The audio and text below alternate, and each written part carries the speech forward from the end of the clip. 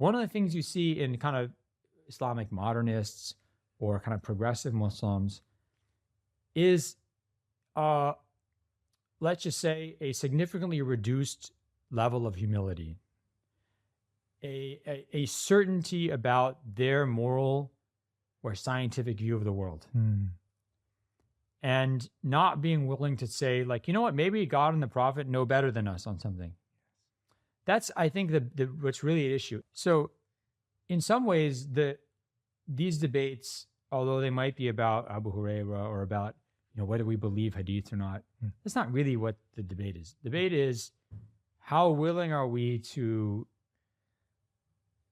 subordinate what people around us are saying are the certainties, the moral certainties, the political certainties, whatever, scientific certainties of our world. How willing are we saying these are more powerful than the message of God and his prophet? That's what we're saying. That's the debate, right? Yes. Or are we saying that if we're going to be Muslim, it can only be an Islam that is really defined by, let's say, progressive sensibilities? Dr. Jonathan Brown, Assalamu alaikum wa rahmatullah, and welcome to the Thinking Muslim podcast. Wa alaikum assalam wa rahmatullahi wa barakatuh. Well, it's great to have you with us.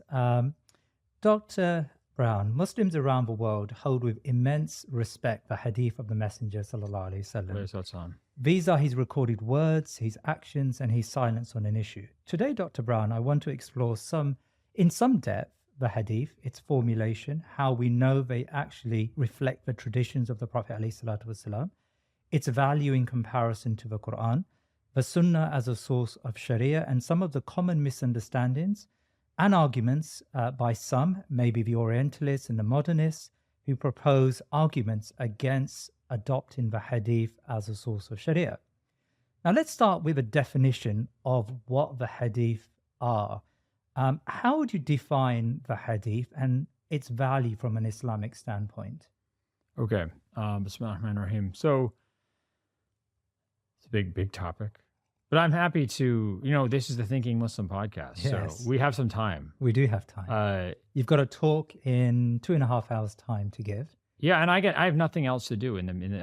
I'll talk until you collapse. I'll just bring you like some kind of adrenaline shots or something. Inshallah. So so hadiths are this question is actually the sub question of an initial question, but I'll answer the sub question first. So the second question. So hadiths are reports about something, as you said, that the Prophet ﷺ said or did, or things that were done in his presence and to which he did not object, right? So the idea is if something were done in his presence, he doesn't object to it, it means that it's allowed to do.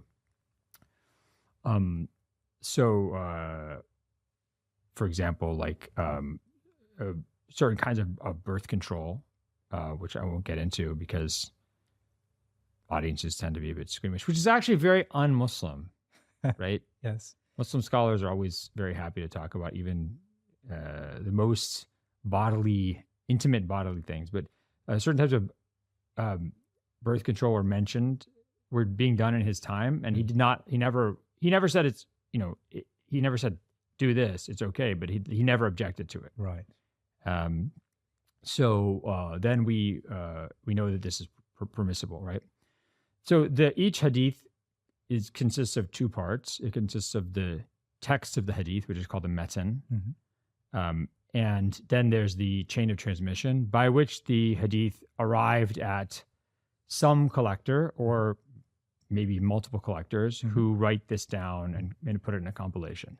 I mean, technically, hadiths have their isnad, their chain of transmission, all the way to us today. So, I mean, today, for example, there's people, you can narrate hadiths via contiguous isnads back to the Prophet. The shortest ones would be probably like 15 to 20 change of transmitters, right, back to the Prophet by all through extremely long-lived people. So we're being very selective about that, right? Yeah. So people who are extremely long-lived. Right.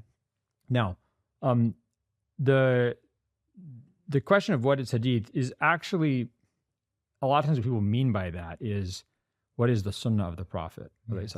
So the sunnah of the Prophet, sunnah in pre-Islamic Arabia is just the way of the people. So there's like pre-Islamic verses of poetry that talk about You know, لِكُلِّ قَوْمٍ سُنَّتُهَا وَإِمَامُهَا, right? So every tribe, every people has their own sunnah and their own imam, their own leader. So it's like the way, if you think of the Mandalorian TV show, and they say like, this is the way. The sunnah is the way of the Prophet, right? Right. The actual kind of technical definitions for sunnah, yes, you could find, for example, the famous Indian scholar Shah Wali Allah, who died in 1762, Common Era. He talks about the sunnah as the infallible application of the book of God, right? So the Quran, the sunnah is the Quran applied by an infallible interpreter, namely the messenger of God.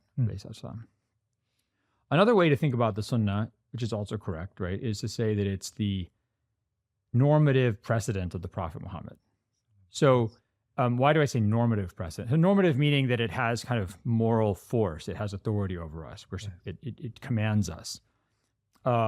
Because there's other aspects of the Prophet's precedent that are not normative. For example, you're Muslim, I'm Muslim, but you're wearing basically what originated as an Ottoman hunting jacket. This is what the sport coat is. Can you believe that? This is like, in your Worcester and Jeeves, this is the stuff they wear when they're like biking and going hunting. This is their sports clothing when they're playing like cricket. Now this is formal clothing. What gives it away? What makes this an Ottoman hunting jacket? This is what we're both wearing. Really? This actual design, like a jacket that we wear is originated in the 1700s as Ottoman hunting jacket. Yeah, okay. As far as I know. Oh. And then you're wearing this like cotton thing. Yes, a shirt. Buttons, right? Yes. And then you've got these things on your eyes, which I dig. It's sort of a Buddy Holly style, right? A Malcolm X. Yeah, Malcolm. Okay, wait, scratch the Buddy Holly. So that but I'm Muslim. Yes. And yet neither of us are wearing what the Prophet used to wear. What did the Prophet used to wear? Do you know? Yeah, that's a debatable issue. It depends who you speak to, I think. But I don't know. We don't even know. I mean, there is an answer, but we don't even know. I mean, regular Muslim wouldn't even know the answer because it was decided very early on in the Muslim community during the time of the companions of the Prophet that dress is not normative, right? So as long as our auras are covered, yes, and as long as we're dressed like, for example, technically, I could do this podcast with no shirt on. I could do this podcast topless, right, and my aura would be covered. Yes, but that would be just disgraceful. Yes. Plus, everyone in the audience would feel bad about themselves. Yes, but that's a pretty good joke. So then the point is, it was decided very early on in the Muslim community that as long as you're within the kind of outer limits of what the Sharia rules are. For example, we're not wearing silk. Yeah. Men can't wear silk, right? Of course, yes. But other than that, our dress, we don't follow how the Prophet dressed. You're right. And it's interesting. So you can see in like some of the early Muslim, like Sunni theological texts, you'll have, we believe in angels, we believe in messengers, we believe in fate, we believe in, things like this. And then you say, we believe in the permissibility of wearing pants. Why is that in a theological text, right? Because that's actually an important statement about your epistemology, like about how you derive your norms and your kind of the law of in your faith, right? Which is to say, wearing pants and wearing clothes that the Prophet ﷺ did not wear. He didn't wear pants, right? It's acceptable. We're not. His dress is not normative for us. Now, if you and I decided to imitate the Prophet, as the Quran says, the Prophet is uswatun hasana, right? He's a goodly example. So let's say we're going to dress exactly like the Prophet. We're going to sleep on our right sides, facing the Kaaba. We're going to break our fasts on dates and water. We're going to follow the Prophet's life in as many ways as we can, and including dressing like him. Then, God would, in theory, reward us because we're emulating the Prophet. Right. We could do that, but it's not required. Right? It's not even necessarily recommended. Okay. So the Sunnah is the normative precedent of the Messenger of God. Yes. Now, one of the central issues, one of the central kind of engines driving Islamic intellectual tradition, is the relationship between the Quran and the Sunnah. Yes. Right. this always surprises students when I tell them this, but it actually shouldn't surprise students, and it wouldn't surprise Muslim scholars, including the earliest Muslim scholars. It would not surprise them. But I ask my students, I say, what is more powerful, the Quran or the Sunnah of the Prophet? What do you think? Well, one of my questions is, do we regard both to be of equal precedence, equal power? But you're asking a question. Right. You have to answer the question. Well, I'm going to go with we regard them to be of equal weight. Okay, that's a safe answer. Yes. I've actually never heard someone give that answer. You're very very cautious. That's good. That's good. So we're in Britain. We're cautious people. So normally you ask Muslims, they say, well, obviously the Quran. Yes. Especially if they're kind of like, maybe they're a little bit on the liberal side. Not that there's anything wrong with that, right? They definitely say the Quran, Yes. I don't deal with these hadiths, right? Yes. So, but when you go back and again, look in the earliest texts we have in the Islamic tradition, the earliest texts we have, yes, you see figures like Az-Zuhri. He died 124 Hijri, 742 Common Era. Yahya bin Abi Kathir, I think he died 127 Hijri. Allahumma salli ala Muhammad. Al-Awza'i, who died about 773 Common Era. Abdurrahman al-Awza'i, great scholar who died in Beirut. You can see his grave in Beirut if you go today. You'll see this quote, which is, the book, the Quran, did not come to rule over the Sunnah. The Sunnah came to rule over the Quran. Okay. ما جاء الكتاب قاضيا على السنة إنما جاءت السنة قاضية على الكتاب. Right. And you also see sayings like this: the Quran needs the Sunnah more than the Sunnah needs the Quran.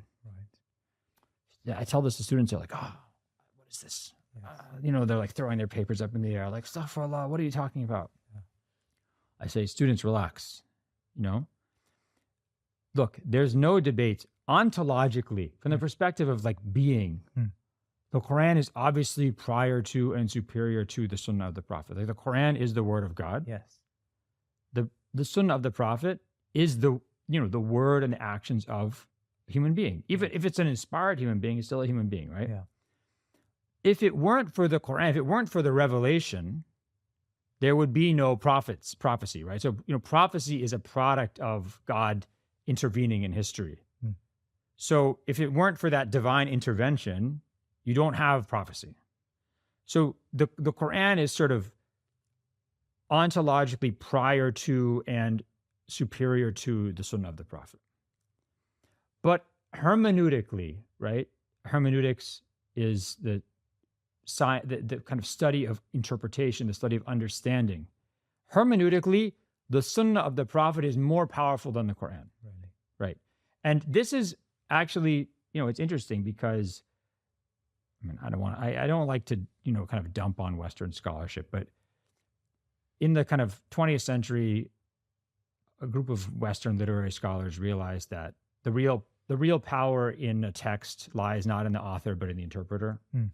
Which Muslims understood this, at the very beginning of the Islamic tradition, right?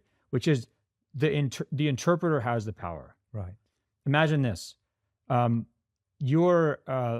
there's like you're out on the street here, and there's a window, and there's maybe something beautiful inside here. Yeah. Let's say this is England, so there's a Christmas tree. It's Christmas time. There's Christmas trees. And you're outside. It's like very Dickensian. You're looking in. You got like the gloves with no fingers on them. You got the weird hat. Okay, and you're looking in, and the window is distorted. The window is. So what are you seeing? Like, what controls what you're seeing? You don't even actually know what's inside. You only know what's coming through the window, right? So if the window distorts what you're seeing, or changes what it is, or even gives a whole new image, that's what you see. Right. The window is holding the power, that the lens through which you see is actually controlling the whole process. So in a system where you interpret an interpretive tradition, like let's say the American legal tradition, what is the meaning of the Constitution, for example? It doesn't matter what the Constitution says. You don't even need to read the Constitution, because what matters is the interpretation of the Supreme Court. Yes. And it doesn't matter what the previous interpretations of the Supreme Court are. What matters is the most recent interpretation of the Supreme Court. They define what that means. Right. Right. So in an interpretive system, you think of it like an onion. Yeah. The core of the onion is, of course, the heart of the onion, but it's the outer layers through which we perceive that core. So Muslim scholars, and all Muslim scholars agreed with this, Sunni, Shia, even Ismaili, for example, scholars think this. All of them have always read the Quran through the Sunnah of the Prophet. You read the Quran through the Sunnah of the Prophet. Yes. Right? The Sunnah of the Prophet explains the Quran. So the Quran tells us to pray. The Quran doesn't say how to pray. The Quran doesn't explicitly say when to pray. The Quran doesn't tell us what to do if we make a mistake in our prayer. The Quran doesn't tell us what to do, when it's Friday prayer, right? Jumu'ah prayer. So these things all are explained in the Quran. Right. Sorry, in the Sunnah of the Prophet. Yes. The Sunnah of the Prophet adds to the Quran. So like my kids the other day, they were saying, I don't know why, they were like, can we eat lion meat? They're like, we want to, I don't know what we said. We were like looking at something, and it was a guy who just travels and eats weird foods in places. And he's like, he went to some country, and he's like, I got this lion meat hamburger. And my kids are like, I want the lion meat hamburger. Yeah. So I was like, I can't eat that. Yes. Although apparently some Muslim scholars say you can. But anyway, in general, why? The Quran doesn't say don't eat lion meat. Right? The Quran says blood is prohibited, carrion is prohibited, pork is prohibited. But animals with canines are prohibited too, carnivores, because the Prophet, naha an kulli dhi anyab, right? So anything that has canines, also prohibited. Yes. Adds to the Quran. Very importantly, the Sunnah specifies the Quran. Right. Specifies it, restricts it. So, and this is why I find, again, I got nothing but love for all my Muslim brothers and sisters. But sometimes people will come and say, Ya akhi, I don't want to deal with hadiths. Don't tell me the Sunnah of the Prophet. Oh, look, I just follow the Quran. I'll be like, oh, really? So do you think, let's say I steal this pen from, is this a pen? This is extremely heavy. It's a stylus it's a computer pen. Yes. Okay. So let's say I steal this computer pen. Let's pretend it's a regular pen, okay? From this table. Yeah. Quranically, what's the punishment for me? The punishment is I get my hand chopped off, right? Right? I get my hand chopped off for stealing this. Let's not, in this stylus, these things can be kind of expensive. Let's pretend this is just some cheap pen you get in a hotel. According to the Quran alone, I get my hand chopped off. Yes. The Sunnah of the Prophet restricts it. So from the Prophet's hadith, we know, for example, that the item has to be above a certain value. It's below a certain value, you're not going to get your hand chopped off. You're just going to get, you have to return the item. You get yelled at. You get smacked a bunch of times with a paddle. You get put in prison. Whatever the punishments that we've decided on are. Okay.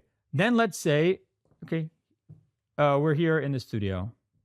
Let's say this is like an extremely expensive computer stylus, yes. Right? So this is like $1,000. That's above the limit. I steal it. We know from the Sunnah of the Prophet, from the Hadith in the Prophet and the Sunnah of Abu Dawood and other collections, that the item has to be in what's called a hirz. Hirz means a secure location. So you left it out on the table. If I take this, I've committed a crime. I can get dragged into court. You're going to say this guy stole my stylus. I'm going to get smacked or put in prison or whatever the punishment that is just determined in what's called ta'zir punishment. Right. But I'm not going to get my hand chopped off. So it has to be in a secure location. But let's say you have this kind of locked drawer here. You put the stylus in there. Yeah. But I'm really intent on getting this thing. So I come in, no one's here. You got a little mask on and everything. I jimmy open the drawer and I take the stylus. Yeah. I get caught. Take me into the court. They perp walk me into the court. You're there. He's like, look, now, okay, definitely he's going to get his hand chopped off, right? No, because from the companion, and this is important, I'm going to get into this in a second. The companions of the Prophet, in their application, like by Umar ibn al-Khattab during his caliphate and other companions of the Prophet who were acting as judges in the early Islamic period, we know that they would do this. They would say, are you sure you stole this? Like, did you think this was yours? Yes, I thought it was mine. I don't have to give any evidence. I just say, yes, I thought it was mine. No one's going to get their hand chopped off. I'm going to get punished again. I get smacked a bunch of times with a reed. I get, put in prison, whatever the different punishment, whatever's been determined according to ta'zir punishment. Sure. In fact, in Islamic law, in theory and in practice, the only way to get your hand chopped off if you steal something is if you say, like, I want my hand to be chopped off. Otherwise, it almost never happens. And this is not, Jonathan Brown giving some rosy version of Islamic law or something. This is, you can find non-Muslim scholars writing about this, like Ruud Peters in his book on Islamic criminal law. He says it's essentially impossible to get your hand chopped off unless you actually want that to happen. So then this is a little bit of a detour, but people ask me, well, why does the Quran have this rule then? Yeah. For the same reason that, do you know, okay, I love this. We're in Britain. I can use this example here. Okay. Yes. In Britain, in the year 1800, do you know how many death penalty offenses there were? I don't. Over 200 death penalty offenses. Things like stealing someone's shoe buckles, stealing firewood, going to like someone's pond and taking fish out of their pond. Death penalty offenses. Okay, were people actually put to death for these? No. I would imagine no. No. What happens? Here's the question.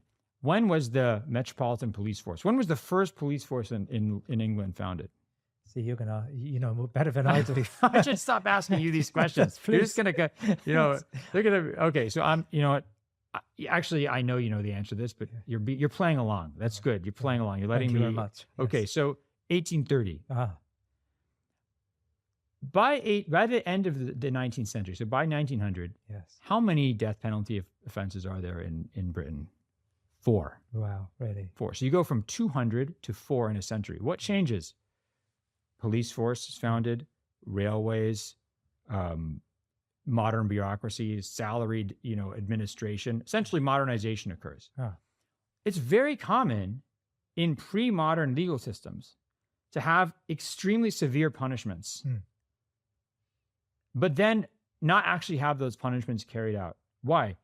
There's no police force. There's no like inspector who comes and says, I'm going to do it again. Well, what have we here, right? There's nobody who comes, there's no one's going to come to your house and investigate something. Yes. There's no guy walking around with like twirling his baton. Yes. Okay. There's no investigative policing. There's no preventative policing.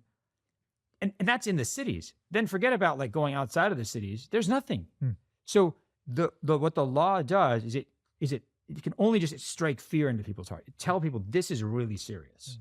But then they don't actually want people getting killed for stealing firewood, right? Yes. But the idea is you kind of scare the population into this. And then if someone actually gets caught, there's always, and this is the same thing in the British legal system in the assizes, which is they would always find a way out for the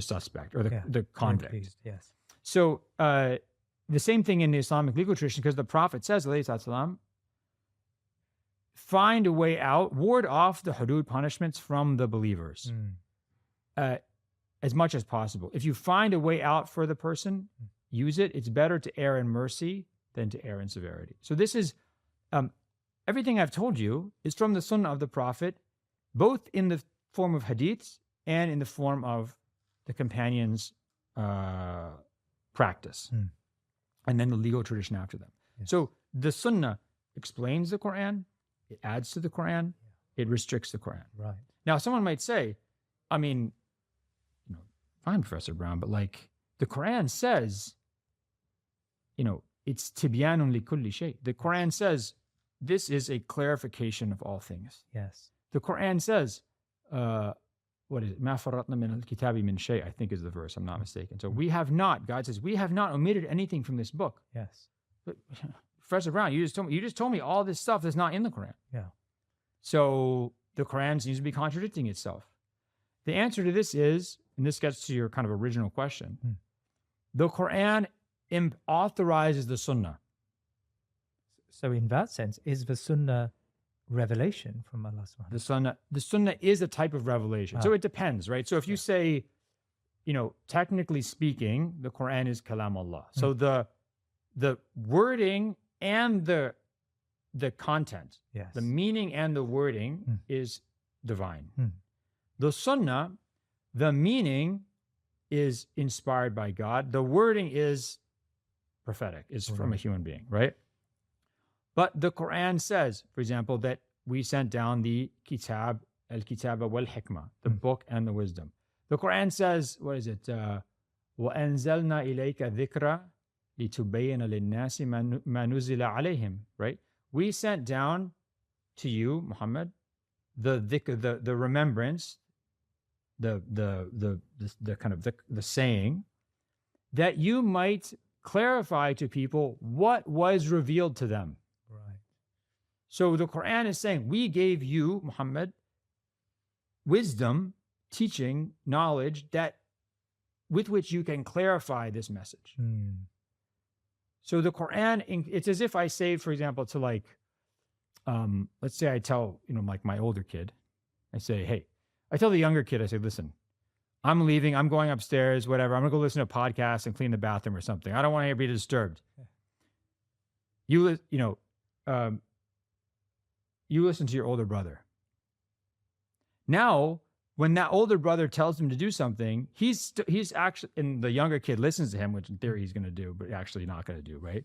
He's actually obeying me. So I've deputized, I've sort of authorized the older kid. Right. So it's the same thing. Yes. So the Sunnah is, now it's interesting because there's a hadith in Sunnah of Abu Dawood, which is actually not a super reliable hadith, I don't think, but I think it represents this idea pretty well, which is that the Prophet says, Inni utitu al-kitab wa mithluhu ma'ahu, right? I was given the book and its likes with it. So I was given the book and the Sunnah along with it. And also, you see Muslim scholars refer to the Prophet ﷺ as Sahib al-Wahyain, the kind of holder of two revelations, the revelation of the Quran, the revelation of the Sunnah of the Prophet. Can I keep talking? Yes, you can, please. Okay, because I'm going to just... Well, I have got a question. Yeah. We often, in common language, we often use the word sunnah to mean the prayer, the 2 rakah after Maghrib, for example, or the 2 rakah before Fajr or something like this, right? We have got sunnah as a source of sharia, which you're describing, the hadith as a source of sharia. And then we've got sunnah as a rule of action or as a hukm shari'i, I suppose, right? What's the connection between the two? This is, in a way, this is just kind of coincidental, Really? what is it? Homophones, or what is that? I hear the word. Yes. Yeah. So, it's actually more helpful just not to use the word sunnah. So there's what's called the ahkam al-taklifiyya, Right. which are like the normative grades. Yes. So wajib, required, sunnah or mandub, which is recommended, Yes. mubah, permissible, makruh, disliked, haram, forbidden, right? Yes. So this is just for our cases, distraction, right? Really? Which is people tend to say, and you often find Muslim scholars talking about something being sunnah or sunnah mu'akkada, like Hanafis, verified sunnah or less verified sunnah, Yeah. to things that are not required or maybe not epistemologically as strong as other types of rulings, but have this name. But that's just a for our purposes, it's a distraction. So just to clarify, you can, for example, so if we call it mandub, let's use that term, an action that is mandub can actually come from Quran. Yeah. Okay.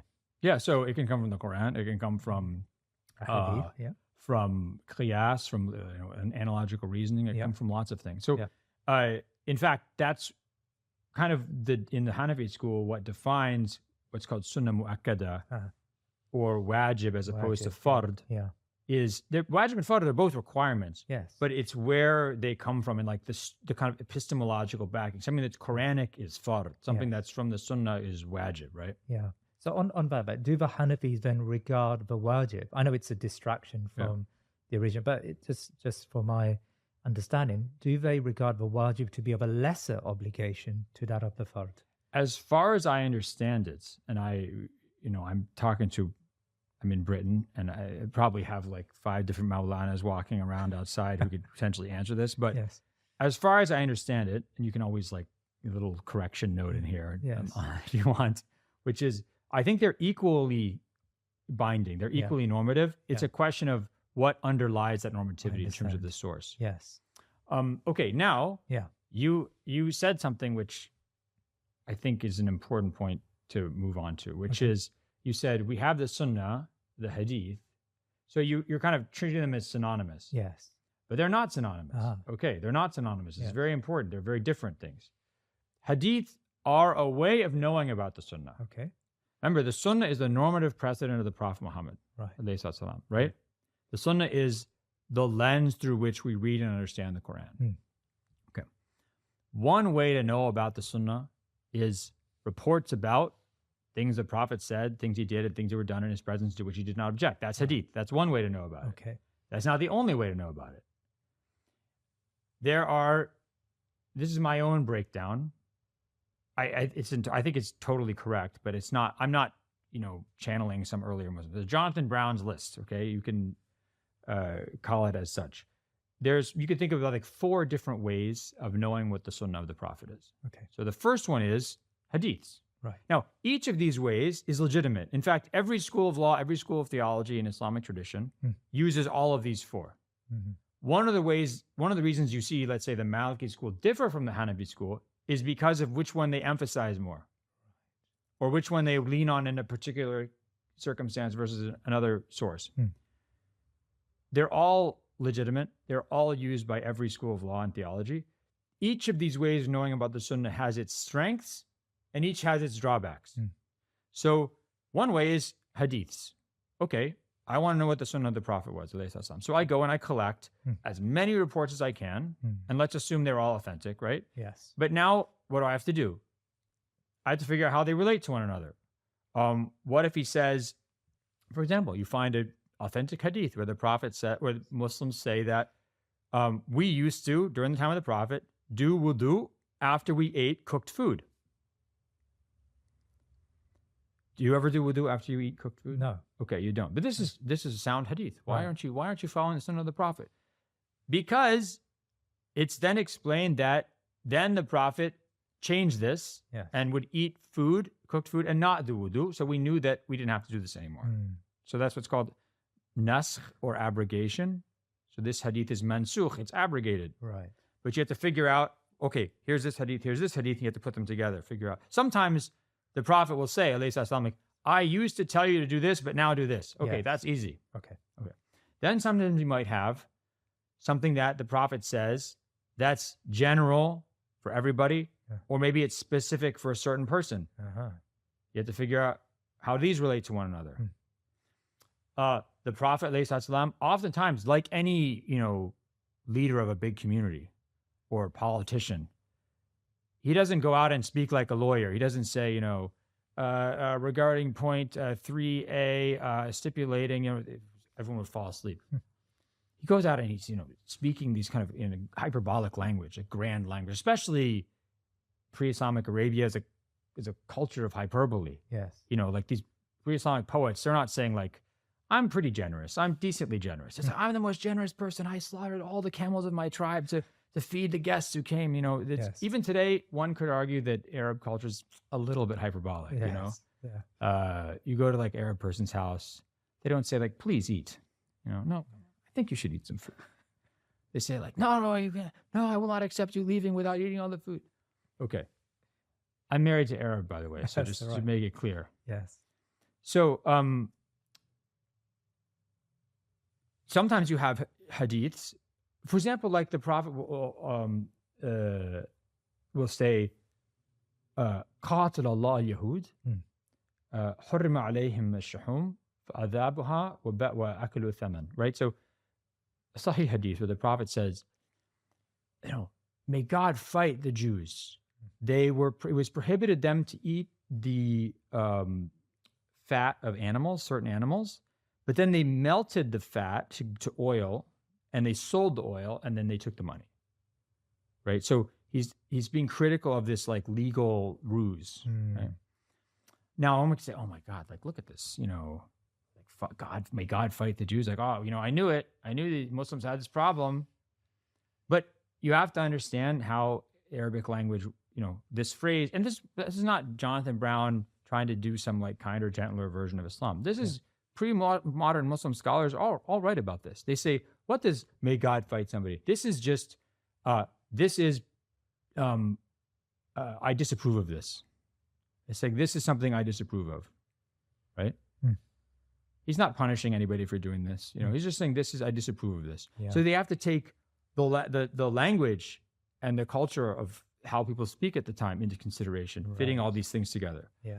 So the strength of this approach of using hadiths to know the Sunnah of the Prophet is that you have a lot of details. It's a really fine-grained picture. Uh-huh. But the challenge is how do you fit these puzzle pieces together? Yes. Why do you have different schools of law and theology in Islam? Sometimes because they fit the pieces together differently. Second way of knowing the Sunnah of the Prophet is legal interpretation. Uh-huh. Right? So Muslims, like the companions of the Prophet, they, especially the senior ones. For example, there's very few hadiths narrated from like Omar compared to other, or like Ali or Uthman. There's not many hadiths from them. Most of the hadiths come from younger companions. Ibn Abbas, Ibn Omar, Anas bin Malik, Aisha, Abu Hurairah, people who knew the Prophet only for a relatively limited time. Right. For them, they're going around and collecting all these reports from other companions. They want to hear. For example, you very rarely hear Abu Hurairah say, I heard the Prophet say. He says the Prophet said something. He's getting it from another companion. Right. He's going and collecting this from other people and writing down in notebooks as material. The senior companions don't quote the Prophet very much, alayhi salam, because the Sunnah for them is something that was like imprinted on their personalities. Right. It's like when you, let's say you're like a doctor or something, right? So you apprentice with another doctor, and you might not remember things this doctor said, but like you kind of follow them around, and they just sort of, you kind of model yourself after them, and their way of doing things sort of imprints itself on you and your conduct. That's the way the senior companions preserve the Sunnah. And then they teach their senior students, and they teach their senior students, and they teach all the way up to the present day. So the Sunnah of the Prophet is a way of thinking, a way of problem solving. So you see this as a very important way of preserving the Sunnah. Yes. What's the strength? You really get like kind of a spirit of the law. How do you deal with things in new situations when you come across people wearing pants, for example, instead of thobes or robes? What's the drawback? Sometimes the spirit of the law can lead you away from the letter of the law, and you start to kind of maybe get too far out in your reasoning. The third way of knowing the Sunnah of the Prophet, very important, practice of a pious community. Okay. How do Muslims act? So, you probably learn to pray. You didn't learn to pray by reading hadiths. You probably learned to pray from your parents and by going to the mosque, and you see how other people pray. How do you know how to act in a mosque? How do you know that, you're not supposed to walk right in front of somebody? Like when I became Muslim, no one ever told me like, don't walk in front of somebody when you're praying. You just see people doing this, and you kind of absorb this just from communal practice. Yes. It's a very important way of preserving the Sunnah of the Prophet. Finally, the last way is, clear maxims and rules, like the Prophet saying, "Al-bayyin ala al-mudda'i wal-yamin ala man ankar." So the person making a claim has to provide evidence.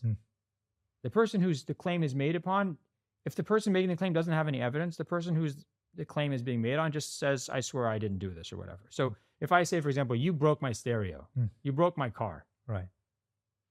You owe me money or something. I can't just say it. I have to provide evidence. If I don't provide evidence, you're innocent. So you could think of this as like innocent until proven guilty, right? Or not liable until proven liable. Yes. So this is it happens to be a hadith, but this is a very clear maxim that ends up governing lots of Islamic law. So these are 4 ways of knowing the Sunnah. Yeah. They're all valid. They're all important.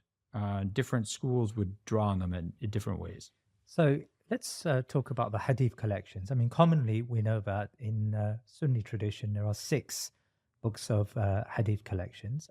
Imam Bukhari was alive some 200 years after the Messenger Sallallahu Alaihi Wasallam.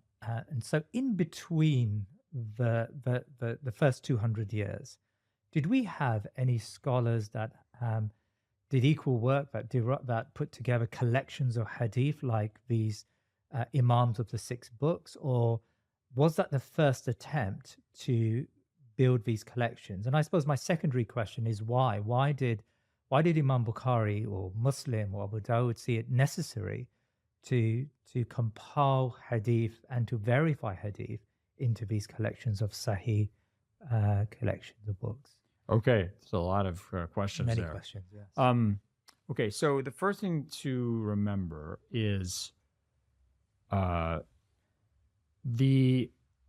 it's very hard to, so there's no written tradition in like Western Northern Arabia. Right. There are alphabets. There's an alphabet in Yemen. They write temple inscriptions in ancient South Arabian languages, stuff like that.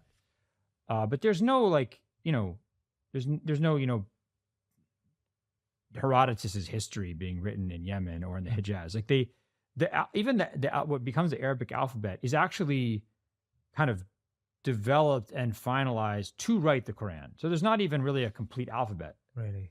People don't write stuff down, or they write very simplistic stuff down, like shopping lists. Yeah. Or like, I have I'm giving you 5 bags of grain, you're giving me 3 bags of dates, and write this down. And very simple write. Yeah. There's no written tradition or literary tradition. So like as I said, the writing the Quran is like this, unprecedented act in Northern and Western Arabia. It's like this, something that Muslims develop an alphabet to do. One of the reasons they didn't write down stuff is that it's not very easy writing material. Now we have paper, okay? Right. It's cheap, it's easy. But paper didn't enter the Muslim world until around 790, the Common Era from China. So before that, or in the Roman world, like remember, Romans don't write stuff down either. For daily stuff, they write on wax tablets. And they write all the stuff they put in stone. They're not going to chip stuff into stone easily. There's papyrus. Papyrus is very expensive. It's only grown in Egypt. Right. There is parchment, which is treated animal skin. This is developed in Burma in what's today Turkey as an alternative to papyrus. It's also very expensive. How many animal skins are you going to buy? So this is a very expensive material. You can't just sort of write down random stuff on it. So there are companions of the Prophet who know how to write. Most of these were either previously Jews in Medina, or they were polytheist Arabs like Zayd ibn Thabit, who were raised by who went into the Jewish schools in Medina. Right. So he knows how to write Hebrew. He knows how to write Aramaic. He knows how to write this early Arabic. So what they're writing stuff down on, whether it's a Quranic verses or early just collections of things they hear the Prophet say, alayhi, they're writing on, really simplistic stuff. They're writing on pottery pieces. They're writing on camel shoulder bones. They're writing on the palm scratching onto like sticks, the outside of sticks, parchment. It's very expensive, okay? Very cumbersome. So some of the companions of the Prophet, like Abu Huraira, like Abdullah ibn Amr ibn al-As, start to collect some of these early written sources about hadiths. We're not talking about the Quran anymore. We're just talking about writing down hadiths. Right. And these are put down into things that are called sahifas. Sahifa basically means pages, a page. Right.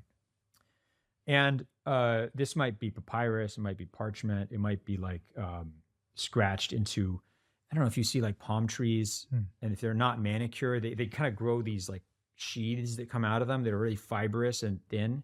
Okay. You rip them off and you can cut them into like sections, you can scratch stuff into it, right? So that kind of thing. It's very cumbersome. Now, what you see is these are called sahifas, and they're passed down usually from in a family. So the sahifa of Amr bin Shu'aib, for example, comes from his grandfather, from Abdullah ibn Amr ibn al-As, the companion of the Prophet, the son of Amr ibn al-As. Yeah. So, or the there are other sahifas as well that are famous. Hammam ibn Munabbih, who died in 732 Common Era, writes down a bunch of hadiths from Abu Huraira. That's a famous sahifa. Now, these are passed on in the families, and then they're copied by students who want to get this material. So now we've gone from like the companions of the Prophet. The last companion of the Prophet, the last major one who dies is Anas ibn Malik, who dies in 93 Hijri in Basra. So 93 Hijri is like, I don't know, 713. I'm just guessing, right? Around that time. The successors, among the successors, there are people like Az-Zuhri, Sa'id bin Abi Uruba, who they're collecting hadith orally, because, that's how people are transmitting a lot of this stuff. It's just, for example, if I ask you, did you go to that talk by Jonathan Brown? Did he say anything interesting in the talk? Yeah, he said, somebody said he looked like Harrison Ford today, which actually happened. Really? And the person was not homeless asking for money. It was actually an intelligent person. So I was really complicated. Although they didn't say what age Harrison Ford they're talking about. So it might be like very old Harrison Ford. Anyway, so the point is, so you could say that. I mean, you're not going to like write this down. Yeah. But if suddenly everyone becomes obsessed with Jonathan Brown and what he says, you could say, I remember one time Jonathan Brown said this. Right. And someone writes that down. Even though this for you was oral. So then, the time of the kind of the early 700s, the younger people who met the companions of the Prophet, they start to write down, collect and write down this material, gather existing written material into notebooks. Sometimes these are papyrus scrolls or parchment. And then the next generation, so I mentioned a scholar, Muhammad ibn Shihab al-Zuhri, who died in 748 of the Common Era. 742 of the Common Era. I'm sorry, 742. Right. So one of his students, is Malik ibn Anas, big scholar in Medina. So Malik ibn Anas meets people who are successors to the companions of the Prophet. So he meets people from the second generation of the Muslims, a lot of people from the third generation, all the great scholars of Medina. And he's starting to also write down, what are they saying? What are the hadiths they're transmitting? What are the rulings of Omar bin al-Khattab? What are the rulings of Aisha? What are the rulings of Ibn Abbas? Writing all this stuff down and then starting to organize it. And now you have the first like actual book. An example, in the time of Malik, so the mid to late 700s, books like the Muwatta of Malik, books like the Muwatta of, same title, it means the well-trodden path of Ibn Majashun, right? Ibn Abi Dhi'b or something. And, or the Jami' of Ma'mar bin Rashid, he died at 153 Hijri. So, and there's actually a manuscript, partial manuscript I think it's in Spain, dated in 974 of the Common Era. So that was when that copy was written of the collection. Jami' means like just collection of Ma'mar bin Rashid, who comes from Basra originally. He goes to Yemen, settles in Yemen. So his compilation that was transmitted from him by his student, Abd al-Razzaq San'ani. Abd al-Razzaq San'ani from Sana'a died in 211 Hijri, about, I'm just going to say 817, 820 of the Common Era. 820 maybe, I can't remember exactly, right, of the Common Era. So Malik's generation, kind of the mid 700s, you have people either just collecting everything they've heard in terms of hadiths, companion rulings, what big successor scholars are saying, just putting it all together. Malik ibn Anas in his Muwatta is actually trying to, okay, here's the material on prayer, here's the material on fasting, here's the material on zakat, here's the material on buying and selling things, here's the material on inheritance, here's the material on divorce. And then specific sub-questions. What do you do when you make a mistake in prayer? What can you buy and sell? What are the types of sales you're not allowed to do? And he'll put what are the Quranic verses? What are the hadiths that I know? What are the companion rulings? Let me try and figure this out. What is the ruling I come out with? So those are some of the earliest books. Those books contain hadiths, but they're not hadith books. Right. They're like transcripts of all the kind of normative material these scholars are bringing together to try and answer questions. Right. The next generation, This is Imam Bukhari's generation. No. Now Malik ibn Anas dies 179 Hijri, 795 of the Common Era. Malik just lives in Medina. He doesn't go anywhere. He goes to Hajj. Yeah. Abu Hanifa in Kufa lives in Kufa. He goes to Hajj. That's it, right? So they don't. But remember, if you're a, let's say you're, where do your ancestors come from? India. Okay, so let's say your ancestors come from, originally, let's say they come from Sindh. Let's just pretend, okay? Yes. They're hanging out in Sindh. One day, these Arab guys show up. Which happened, right? 7-Eleven. Yeah. And year 7-Eleven, they show up. Hey, we're Muslims. You guys are pretty cool. I like your clothing. You seem to know what's going on. I want to become Muslim. What is Islam? They don't say, hey, go to the bookstore, get a book on Islam. They don't say go to the internet. You know, Islam is what they know it is. If they happen to remember certain hadiths of the Prophet, if they happen to know certain ruling, if like certain companions settled in northeastern Iran, right? The companions who went into Iran, who went into Iraq, they're the ones, it's their understanding of Islam that they're bringing.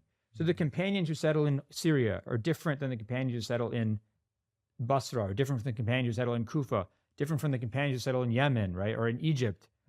Each of them has their own recollections of the Prophet's tradition, of the Prophet's words, of his deeds. They're each applying this tradition of problem solving in different ways. So what you end up with is by the like kind of mid 700s to late 700s, very localized pockets of Islamic knowledge. Kufa is very different from Basra. They're very different from Damascus, very different from Medina. It's a tradition, the generation after Malik. So people living in the late 700s, early 800s, Imam Shafi is a good example, who start traveling around between all these places. And they're not only are they're collecting hadiths from all these places. So they're getting the hadiths from Basra, the hadiths from Kufa, the hadiths from Khorasan, the hadiths from Egypt. What else? I'm going to test you. I mentioned a date earlier, something that happened in 790, around 790, something very important involving technology. Is it a development of an alternative to paper? Paper. Right? Yes. Right? Oh, from China. Exactly. Right. Yes. So now suddenly you're not like, you don't have this like expensive scroll. Man, you know, like sometimes you have like one piece of paper and you just write like every tiny little corner. You're not scrolling like every single thing you can fit onto a piece of papyrus that's really expensive or parchment. You can just buy cheap paper and you can write down as much stuff as you want. So suddenly people can write, let's say I hear the same hadith from 5 different teachers. Instead of just writing it down from one teacher, I can write down all 5 chains of transmission. No big deal. Yeah. So the next generation, people living in the early 800s, late 700s, early 800s, start writing what's called musnads. Musnad is a collection of hadith, really just focusing on the words of the Prophet, no companion opinions, no successor opinions, no my opinion, right? With full chains of transmission back to the Prophet. But these aren't organized topically. Right. So remember the books like the Muwatta, I said he's writing, here's the chapter on prayer, sub-chapter on like what time you do the prayers, when do you do the Dhuhr prayer, when do you do the Asr prayer. Musnad is arranged by the Isnad. This is completely useless. If you let's say you go and you pick up a Musnad, you're like, I want to know, what time I should pray. Yes. It could be anywhere in this book. Yeah. But let's say I want to know all the hadiths narrated by Ibn Abbas. Oh, that's very easy. Yes. Why would someone organize a book like this? Because this is also the time, late 700s, where you have the emergence really of science of what becomes hadith criticism based on the isnad, how it's organized. So these are books for people who are now like professional hadith scholars, late 700s. Yes. A couple decades later, the earliest musnad, by the way, we know of is by a Basran scholar named Abu Dawood at-Tayalisi, who died. How many hadith were in geez. I should know the answer to this. Not that many. I'm thinking maybe a couple of thousand. Yeah. He died at 204 Hijri, 820 of the Common Era. Right. His musnad's actually survived. It's Really? published, right? Yeah. So we have it. Really? I think it's a couple of volumes. It's not very big. Okay. Now, this is great. By the way, the most famous musnad would be the musnad of Ahmad ibn Hanbal, who died in 241 Hijri, 855 of the Common Era. Right. And this is about 27,000 hadiths. Really. And anywhere from 1/4 to 1/3 of these are repetitions. Right. So it's very common to find, let's say in the musnad of Ahmad ibn Hanbal, like 1, 2, 3, 4, 5, 6, 7, 8, 9, 10 versions of the same hadith. Okay. Now, next generation. This is almost in generations, like literally like the students of people. So right. Ibn Hanbal's students are saying, okay, this is interesting, but these musnads are not useful. So what they do is they take that topically arranged book idea and the idea of books that are just focused on hadiths with full isnads back to the Prophet, and they put them together. And that's what's called sunan books. Sunan. So the first sunan book we know is by a guy named Sa'id bin Mansur. Uh-huh. He died, I think, in 227 Hijri, about like 840 of the Common Era. That book has survived in part. And then a couple of other really famous ones. A guy named Tirmidhi, Abu Dawood, Ibn Majah, and Nasa'i. We know they're authors of 4 of the famous 6 books. Yes. Again, they have books that are based on topic, but also with full isnads back to the Prophet. Now, and it's funny because sometimes you'll like go to the mosque and it'll be like something on the bathroom. Don't do something in the bathroom, and it'll be like hadith from Sunan of Ibn Majah. Yes. Hadith from Sunan of Tirmidhi. Those books have lots of unreliable hadiths in them. Really? For example, Tirmidhi's book, he says lots of times, this hadith is weak. Why is it in his book? Yeah. Because his book it's not, I'm going to tell you the sunnah of the Prophet. His book is, I'm going to give you what are the different hadiths that are used in debates on these legal issues. Yes. So some of them will be things that he thinks are actually not reliable that are used by his opponents, for example. So this hadith is not reliable. It's weak chain of transmission. Right. So you have to be careful when you look at these books. It's not like this is all reliable according to those authors. Sunan of Ibn Majah has, according to scholars like Dhahabi, famous Damascus scholar who died in 1348 of the Common Era, he says like a quarter of Ibn Majah's book is unreliable. Really? So you have to be careful. But why is it? Why would Ibn Majah have hadith that's unreliable? He's not doing this like, these are all the hadiths that are being used in debates. Yeah. Because Ibn Majah's, his approach is more, look, I have like 2 really strong hadiths. Maybe one says like ABC. The other one says CBD. So I know ABC is strong from the Prophet. I know CBD is strong from the Prophet. But look, I have this other version, it's not very strong isnad, but it says ABCD. So put this in. We know the material is reliable, but now you have like one very handy version, right? So the content might be reliable, but that actual hadith is not. So each of these, now 2 scholars from that period, one of them from Bukhara, and then his student from Nishapur in Iran, northeastern Iran, they have a different approach. They say, look, and one of them, Muslim, bin Hajjaj Nisapur, he dies 268-75 of the Common Era. Yeah. He says, look, we have this science of hadith criticism we've developed. Why are we doing this thing where we put an unreliable version of something in? I don't care if it's useful.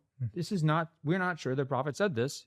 We can't put it in here. The whole purpose of our science of hadith criticism is to preserve the words of the Prophet of God. So that's what our job is. So he says, this book is just hadiths with sound chains of transmission back to the Prophet. His teacher, Bukhari, did the same thing in his Sahih, which is even bigger than Muslim Sahih.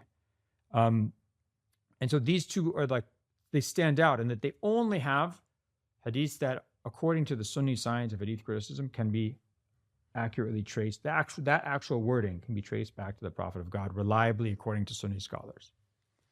So why did, there is an argument by some Orientalists that I picked up, Goldzahir and Shakt, I'm sure I'm not pronouncing their names right, but they argued that the scholarship that came out of the 2nd and 3rd century reflected the cultural, political, and sectarian order of the time. And so these scholars who were compiling the hadith were prejudiced because in some senses they were appealing to the rulers. And so they may have omitted some hadith. These scholars are getting tortured. I mean, that's kind of, I mean, I understand your point, but like that, Ibn Hanbal is like literally gets tortured by the Abbasid government. Yes. For not having a certain political opinion or a certain theological opinion. Yeah. Bukhari dies literally on the road in exile. Right. After he's gotten kicked out of 2 different cities. Really? In one city by the ruler, you know? So, I mean, I guess everybody is affected by their context, but definitely they're not trying to please any politicians or rulers. Now, okay, so what Goldzahir and Schacht and general kind of Western scholarship argues is that first of all, we have to understand the background of this, right? So what happens, and if you're interested in this, you can read a whole chapter on this in my book on Hadith, but what happens, let's just put it roughly from the 1300s to the 1800s, is that scholars in Western Europe, Christian scholars in Western Europe, gradually figure out that a lot of stuff they thought was true about let's say, the classical tradition and the biblical tradition is not actually true, right? So there wasn't actually some guy named Homer who wrote the Iliad and the Odyssey, okay? The Bible wasn't, the first 5 books of the Bible were not written down by Moses, right? There is not just 4 gospels telling the story of Jesus. There's a lot of other gospels. These texts went through changes, stuff got added to them, et cetera, et cetera, et cetera. Christian doctrine didn't just come out of, like, Jesus didn't come out and say, here's a list of Christian doctrine that everyone agrees on, and then that was like handed down generally. The church developed and shaped doctrine that's developed over the centuries for various political and social and cultural reasons, et cetera, et cetera. Yes. Right? So what they think is, okay, religion changes over time. Scripture is never authentic, right? Scripture is always being altered or invented or something like that. And what religions are is basically what they're shaped to be by later generations. Right. So they just assume this is true for everybody. Really? I mean, and they literally say this. Like, they say, we're going to go to India and we're going to like bring the light of our scholarship to them and teach them, what their tradition. We're going to go study their scripture. We're going to figure out what the actual like Vedas are and what the Upanishads are and what the original form of Hinduism was and how it changed over time. Then we're going to tell people this. They're going to be enlightened, right? So they have just assumptions about how human beings work, which they think apply to everybody in the world at all times. So one of those assumptions is that, certainly from Islam, is that it's not a true religion, right? So they think, maybe this Muhammad guy was like maybe he was like, he was a good leader. He was like, impressive guy, but he definitely wasn't a prophet. Maybe he's crazy. Maybe he's just like Machiavellian and has he's some community building project or something, but he's definitely not a prophet, right? So in that case, anytime we see him saying, for example, there'll come a time when X thing will happen. Like, there will come a time, you'll see black banners coming from the east. So join this army because this is the army of the rightly guided one, right? They'll say, oh, well, this is obviously made up, right? And you can see, look, the Abbasid caliphs, when they do their revolution in the late 740s, early 750s of the Common Era, what color are their clothing? Black. What color are their flags? Black, right?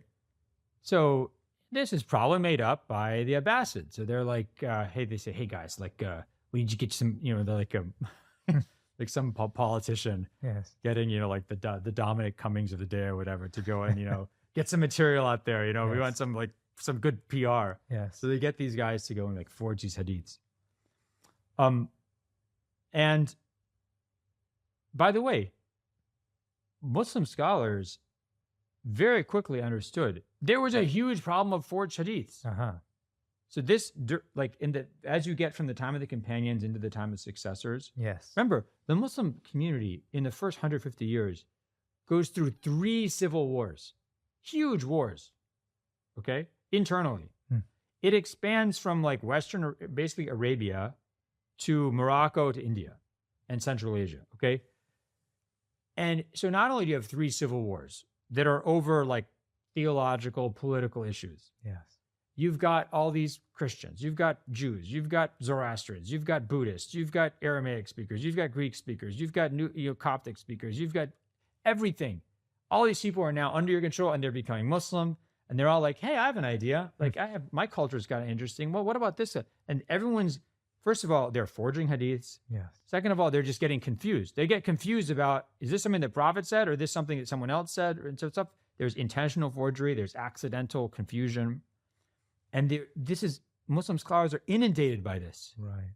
So very quickly, they realize this is a serious issue. And they start trying to figure out ways to sort out what's the authentic words of the Prophet from mistakes or forgeries. And how did they do that? Okay.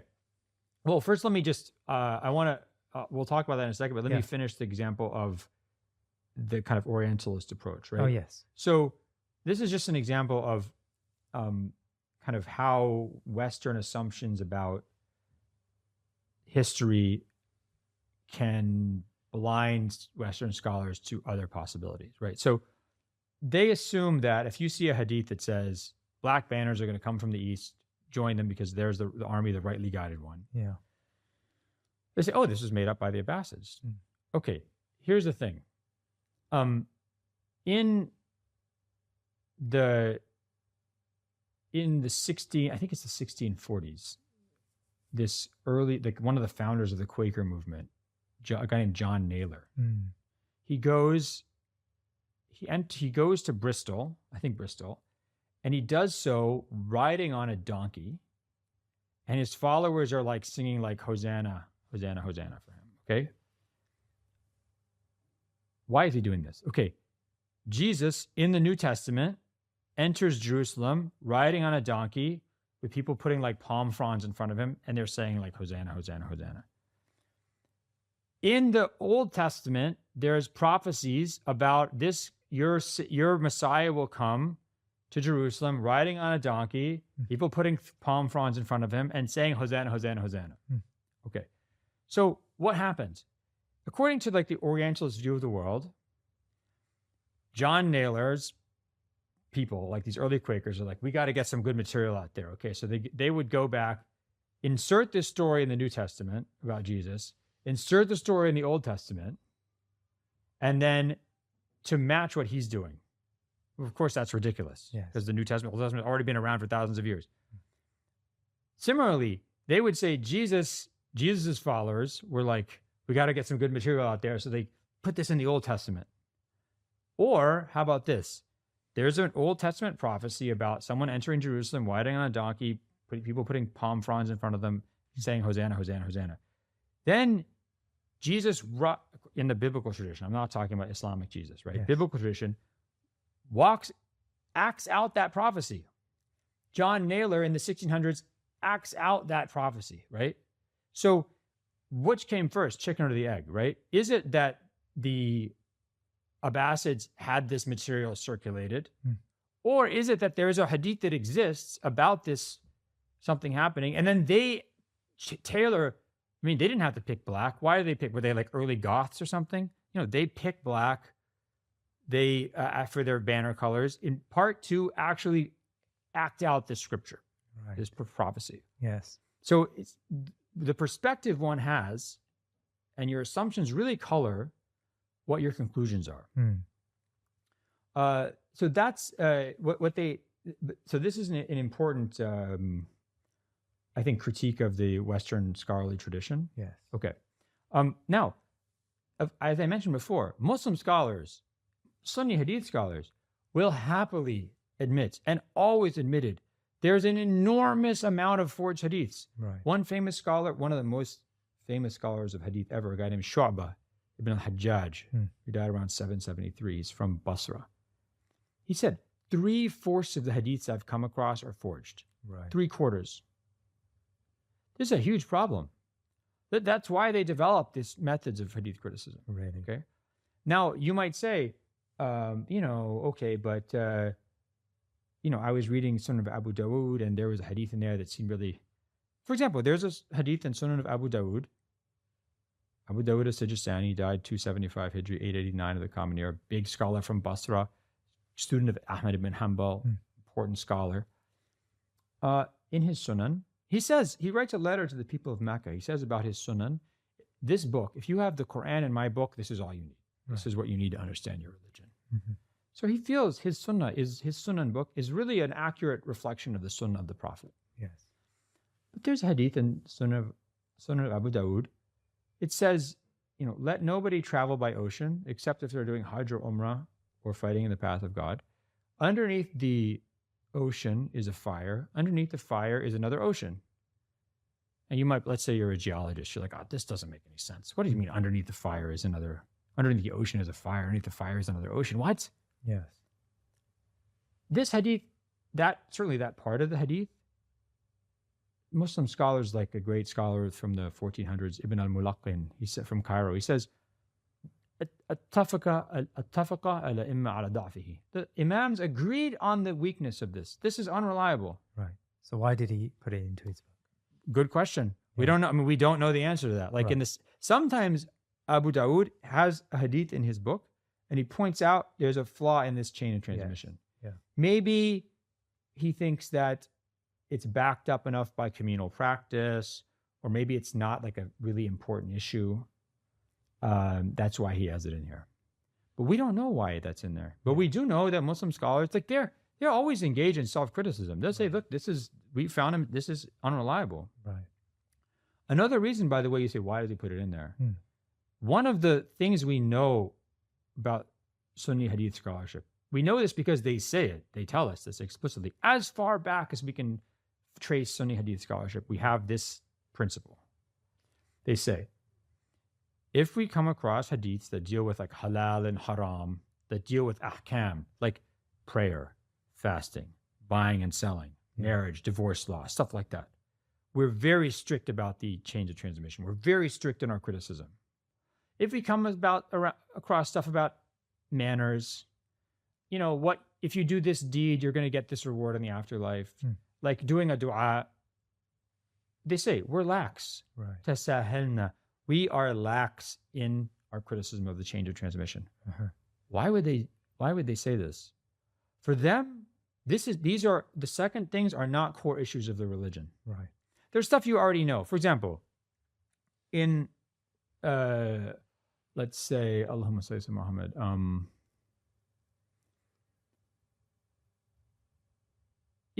Let's say in Sunnah of Abu. That's a good example. Okay. Here's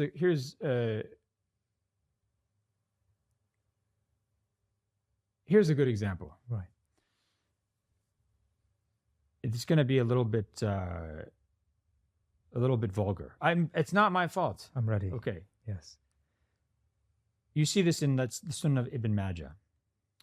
The Prophet says there's 72 types of riba. The least severe type is the equivalent of having sex with your mother. Okay. The least severe type is equivalent of having sex with your mother. I have a question. When I told you that, were you like, whoa? I've heard it before, but when I first heard it, I was, yes. Yeah, you're like, whoa. I was in the Jummah once, and I was like, whoa. Like I had like a checking account or something. I don't know. I get like 2% interest a year. I was like, maybe I should not do this. Yes. So this hadith is unreliable. It's criticized by so many Muslim scholars, pre-modern Muslim scholars, way before modernity and Britain and America and all this stuff. One of the things they criticize, first of all, the change of transmissions are all unreliable. The second thing is, like Ibn al-Jawzi, famous scholar from Baghdad, died in 1200 of the Common Era. He says, this hadith, yufsidu mawazin maqadir al-amal. It destroys your capacity for like balancing moral acts.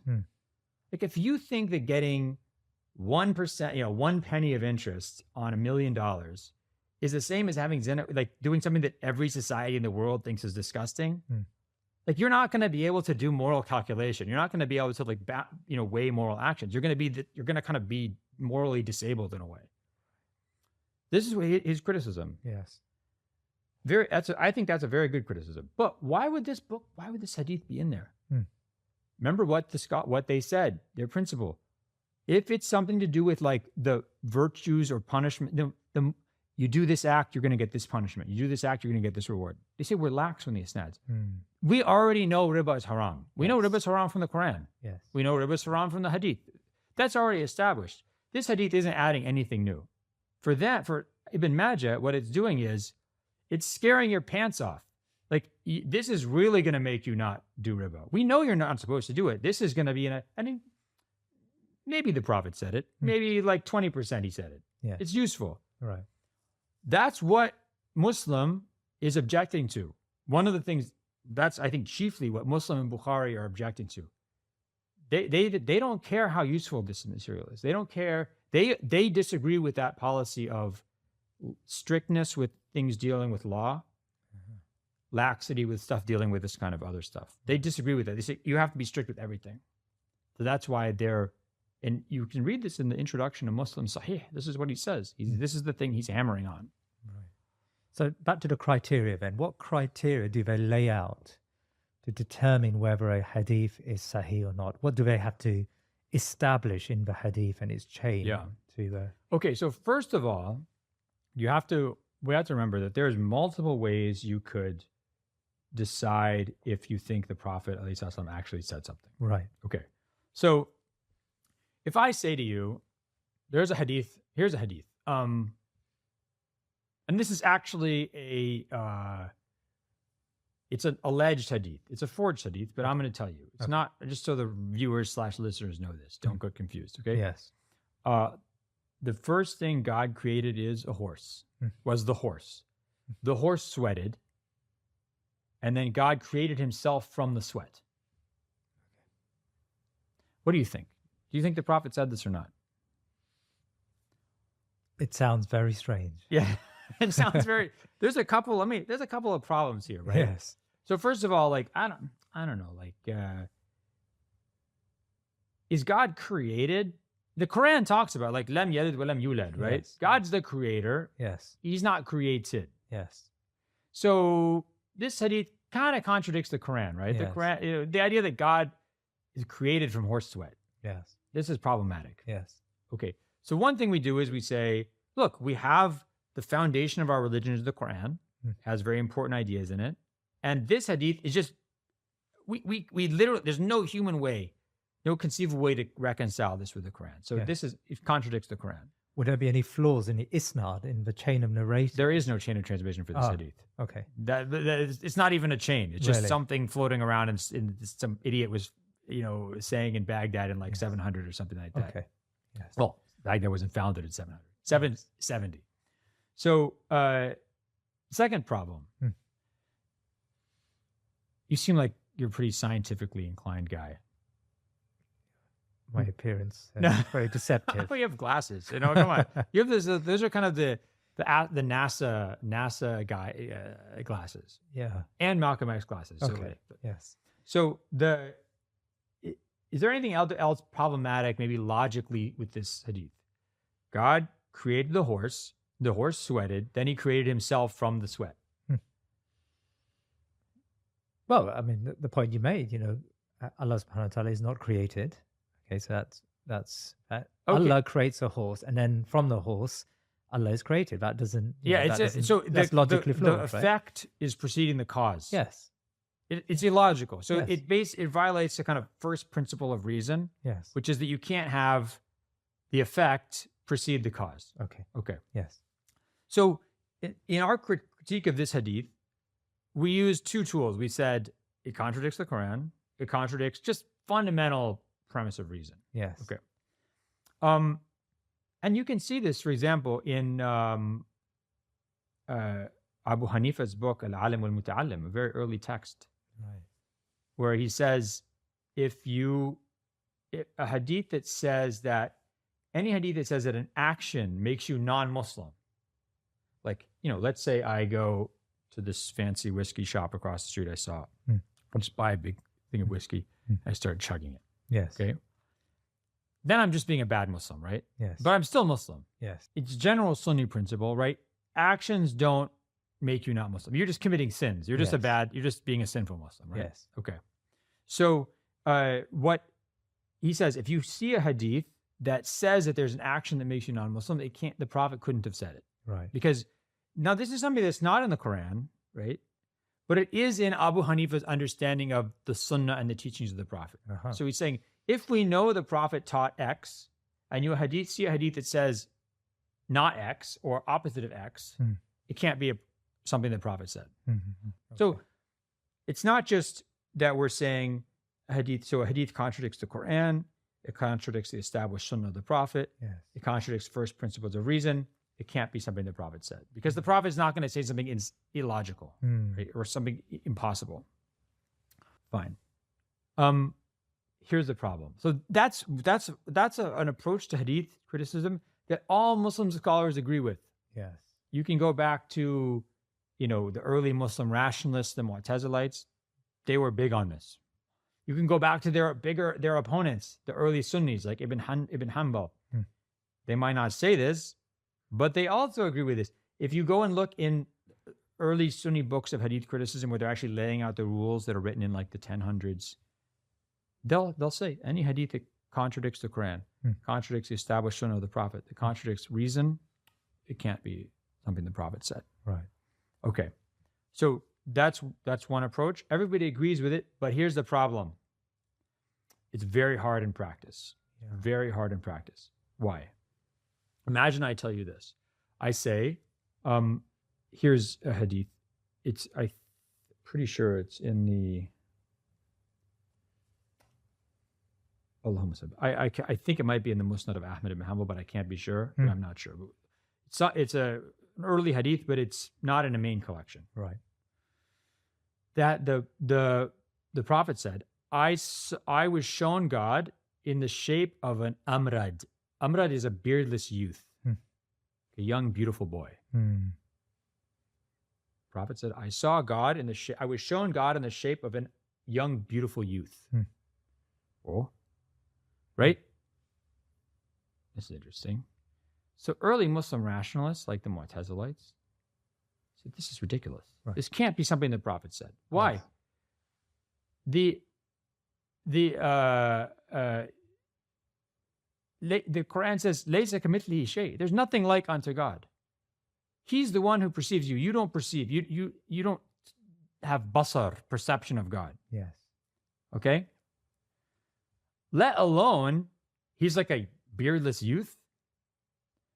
I mean, maybe you see like light or something. I mean, whatever. But I mean, this is absurd. It clearly contradicts the Quran. Yes. Okay. Some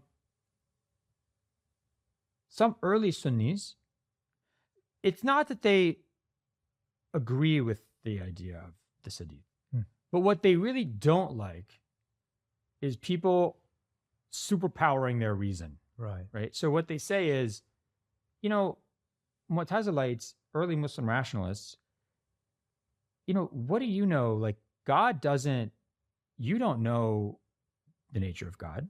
Like, you don't know the unseen realm of the ghaib, And what does the Quran say about earlier communities? They go astray when they start to speculate about God. They start to go away from revelation and start to like invent their own forms. They start to like do theology and speculation and all these things. Yes. So we need to stick to the Sunnah of the Prophet.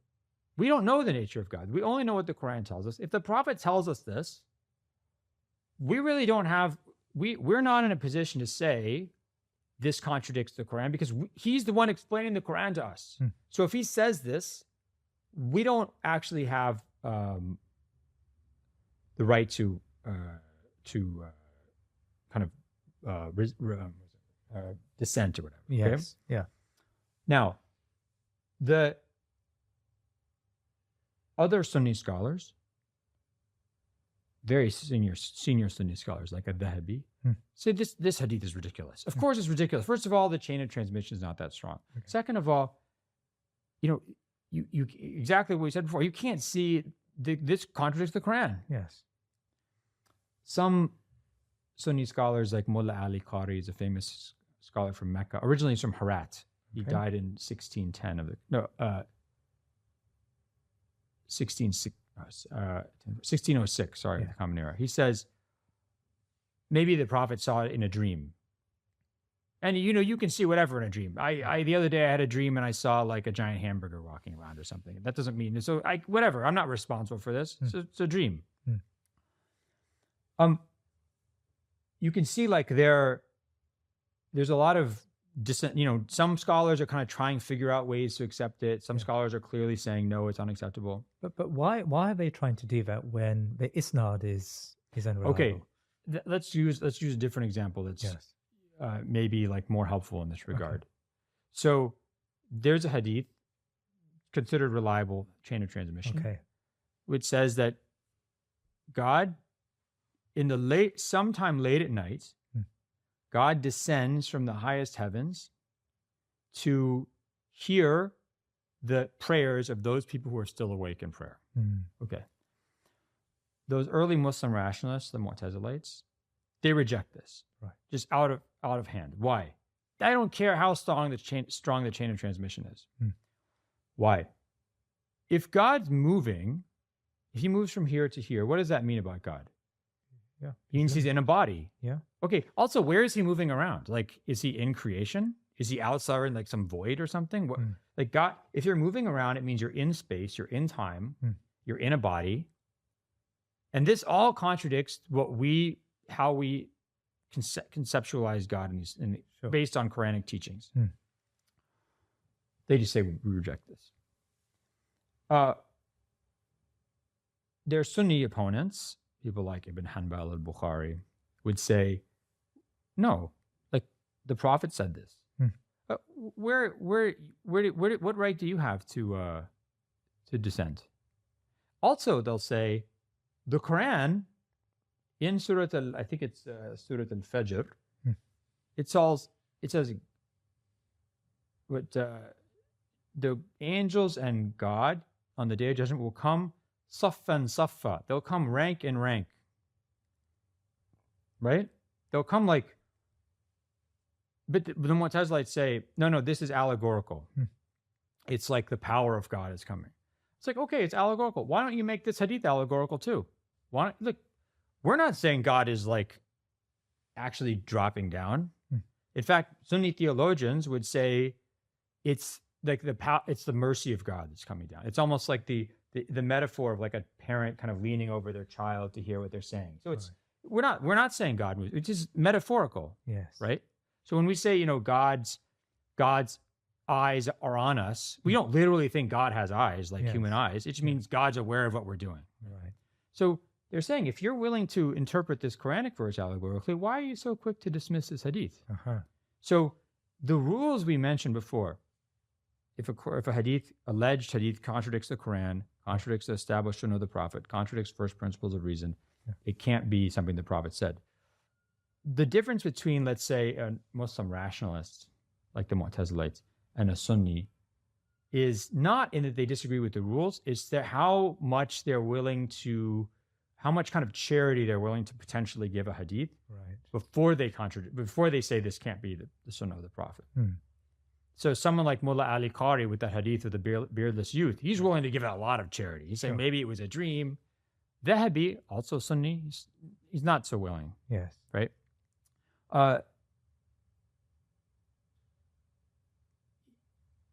Sometimes, okay, so let me get back to your question, right? So this is why Sunni scholars focus on the isnad. Right. If you have the Quran, and if you understand the Quran through the Sunnah of the Prophet, it's very hard to know the difference between contradiction and explanation. Okay, so if I say the Prophet said, for example, the Quran says that meta, carrion, meat of a dead animal, is prohibited for you. You find a dead animal, you can't eat it. Sure. But then the companions of the Prophet find a dead whale washed up on the beach of the Red Sea, and they eat some of the meat. And then they tell the Prophet later about this, and he doesn't say anything. He doesn't have a problem. And in fact, he says the ocean is pure and its dead are pure. So you can use the ocean water to do wudu. It's fine. And you can eat a dead fish from, or whatever. You can eat a fish even you don't do cut its throat or whatever. Yeah. You could say that hadith contradicts the Quran because the Quran says you don't eat carrion. But this hadith is explaining that rule is applying to land animals, not to sea animals. Right. So it's very hard to know the difference between contradiction and explanation. Second, we don't know the unseen. God and the Prophet know the unseen, right? So, for example, if the Prophet says, says that on the Day of Judgment, we're going to see God. Like you see the full moon. This is hadith, very famous hadith in Sahih Bukhari and other books. Mu'tazilites would say, this is impossible. Again, God is in a body, he's receiving him. It goes against our theology as we understand it as Muslims. Early Sunnis say, no, wait a second. Listen, Day of Judgment is a different universe. Like nothing we know it's a different creation. We have how are we going to, you're going to sit around, we're going to say, us human beings are just going around trying to milk camels and, get enough food to eat and raise our kids and stuff like that. We don't even know what's going on in the world around us. We're going to say what's possible and impossible in the next life. This is only God's knowledge. If God and the Prophet tell us something, we don't have a right to object. Of course, then some Sunni scholars, probably the majority, would say, okay, yes, it's not, maybe you're not actually seeing God. Maybe God creates an image in your mind or something. So they reconcile it. So the second thing is, the Prophet is telling us about things we don't have the capacity to object to. We don't have the knowledge to object to. Yes. All right. So if there's serious constraints on our ability to kind of examine the contents of these hadiths, what do? Well, we're going to look at the chains of transmission. So what do? They say, first of all, if somebody comes and tells you something, the Prophet said this, the first thing they do is they have to provide a chain of transmission. They have to provide an isnad. Like the famous scholar Abdullah ibn al-Mubarak said, al-isnad min ad-din, lawla al-isnad, laqal man yasha ma yasha. The isnad is part of the religion. If it weren't for the isnad, whoever wants could say whatever they wanted. Right? So if I come to you and say, I just heard, someone comes to you and says, Jonathan Brown just told me, such and such a thing. Yes. How do you know that? Or who told you that? He said this. Social media told me. Yeah, say, who said this? What's your chain? What's your source? Anything that we don't perceive or experience ourselves comes to us through some kind of chain of transmission. Hearing, seeing, a report, seeing a video, hearing a story from secondhand, third hand, right? So everything that's not perceived by us, by our senses, comes through some kind of intermediary chain of transmission. Yes. So first of all, you have to have a chain of transmission. Second of all, the chain of transmission has to be reliable. So if somebody says, hey, I heard that, tomorrow all the flights out of Heathrow are canceled. I'm traveling tomorrow, inshallah. So I'll be like, who told you that? Think about it. Even common sense. Who told you that? Some guy on the street. Oh, some guy on the street told you that. Okay, well, that's really interesting. Yeah. Maybe I'll go check. This is actually interesting because imagine somebody tells you, some guy just told me that. Yes. Would you ignore it or would you actually go online and look up Heathrow? I would do that, right? I'll be like, maybe that guy knows what he's talking about. I would check. Yeah. Let me ask you this question. Let's say somebody comes up to you and says, did you know that chocolate ice cream is bad for your health? And then you say, well, who told you that? Some guy on the street. Yeah. Would you check that out? No. No, I'd be like, okay, whatever. Yeah. Why? Some things are important to us. Some things are not important to us. Remember what the early Sunni scholars said. There's certain things we're really strict on. There's certain things we're not strict on. So let's say it's an important thing, the Heathrow Airport thing. You're going to go, but let's say there's no internet. This is before the internet. Yes. Right? What do? You go and you find out. Well, first of all, you'd say, some idiot told you this, but you go ask your other friend, did you hear this? Yeah, actually, Muhammad, my friend Ahmed told me this. Ahmed, eh? So you go and you find out, what are other things Ahmed said? Is this the same Ahmed who told you once that, I don't know, like human beings are actually capable of, memorizing, or the human beings, like, if they eat chewing gum, it stays in their stomach for their whole life or something like that. Yes. That same Ahmed, the same Ahmed who told me all this other stuff. Yes. So I know that Ahmed. I've heard the stuff he says. It's not reliable. Yeah. But let's say it's Ahmed who, this guy's like everything he's ever told you turns out to be correct. Then you're probably going to believe the thing about Heathrow Airport. Okay. So here's the question. So first of all, you have to have a chain of transmission. And then how do you know the person in the chain of transmission is reliable? Based on their track record. So in this case, Ahmed, his history. He's a serious guy. He's thoughtful. He doesn't lie. He doesn't exaggerate. He's not stupid, right? But let's say you don't know this person. You go and you find out who are their students or who heard stuff from them. Okay, this guy, let's say Abu Bakr heard something from him. Abu Bakr said, Ahmed told me A, B, C, D. And I go to another student, let's say Sara. She says, Ahmed told me A, B, C, D. Okay. You go to another student, Haytham. Haytham says, Ahmed told me A, B, C, D. So actually, it seems like everything they're saying Ahmed says is corroborated by other people. Now, let's say instead of Ahmed, it's like another guy, Tariq. I go to his students. They say, Tariq told me A. Another one, he told me B. Another one, he told me C, D. These guys are not really corroborating what this person said. So that person's doesn't have strong reliability. So you go back for each link in the chain of transmission and you do this. Right. Who are their students? What are their students saying they transmitted? Are they corroborating one another? Then you have to make sure they actually met one another. So let's say you ask me like, who told you this information about, who told you Heathrow is closed tomorrow? Rishi Sunak told me this. Like, did you meet Rishi Sunak? Did you talk to him about this? I know you never met him. You've been sitting at home all day, like, and you never go to like wherever like the politicians hang out, right? So you never hang out there. So I don't think you actually met this guy. Or let's say I tell you, I say, where did you get these glasses from? Malcolm X gave them to me. I was like, you were born this year. He died this year. It's impossible. There has to be some intermediary. And you're not telling me who it is. If I don't know who the intermediary is, that person could be a lunatic. It could be a liar. So anytime there's a break in the chain of transmission, automatically this is unreliable. Right. But let's say I figured out this person met this person. He met his teacher. She met her teacher, right, et cetera. Back to the Prophet, alayhi salam. Each person I've checked, are they reliable based on their corroboration? Yes. That's a strong chain of transmission.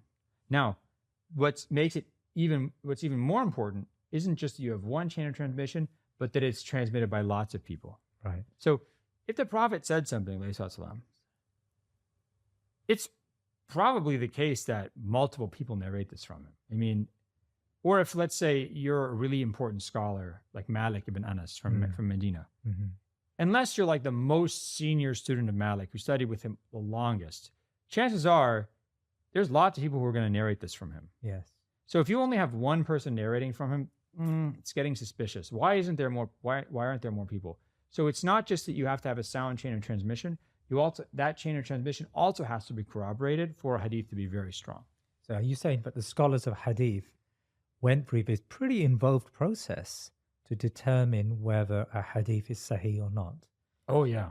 And, it seems like it's so involved, it would probably take a lot of time up. Oh, yeah. It's a very, Yeah, so it's an intense process. Yeah, very intense. I mean, it's difficult to, when you read about what they're doing, it's difficult to keep up. Like it's hard. I'm at like the edge of my capacity, even trying to track what they're doing, let alone replicate what they're doing. And what's the relationship then between a muhaddith, on the one hand, who's at the later stages you describe they're responsible for determining whether a hadith is sahih or not, and a mujtahid who's responsible for giving judicial verdicts or Islamic verdicts. Are mujtahideen muhaddithin by definition, or do they rely on the muhaddith to supply them with hadith? So an important thing to keep in mind is that let's say the different schools of law, they emerge from, the Hanafi school emerges from Abu Hanifa and his companions in the mid 700s in Kufa. You're right. Maliki school emerges from Malik and his students in Medina in the late 700s, early 800s. Yeah. Shafi school, students of Shafi in Egypt, then after him. Hanbali school from students of Ibn Hanbal in Baghdad in the mid 800s. These all predate. Remember, the 6 books are compiled in the mid to late 800s. Yes. This is all post the actual emergence of these schools of law. So it's not like, Imam Shafi'i or Abu Hanifa was like, I need to make a madhab. Yes. So like, go get me the books of hadith so I can figure out what to do. Yeah. Right. They have they're collecting their own material. Abu Hanifa is collecting hadiths that are circulating in Kufa. Imam Shafi'i's going around to different parts of the different cities of the Muslim world collecting material, right? So their understanding of Islamic law is based on their school, its approach, right?